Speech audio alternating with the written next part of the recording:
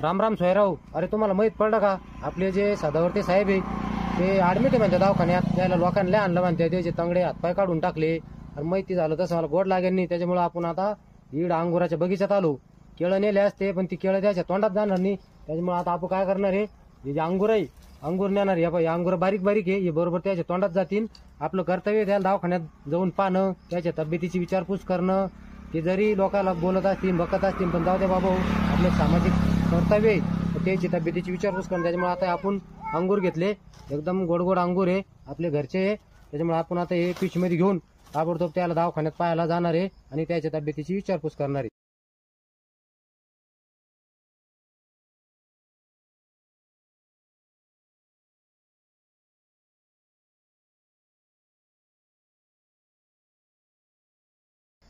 आत्ताच तुम्ही व्हिडिओ पाहिला असेल, आपण दवाखान्यात गेलो होतो, सदावर्त्याला पाहून आलो आणि तिथंच व्हिडिओ काढला आपण. लय बेकार कंडिशन आहे, हातपाय मोडून टाकले लोकांना. हातपायाचा खरं म्हणजे काही गुन्हा नव्हता, गुन्हा तर त्याच्या तोंडाचा आणि जिभेचा आहे.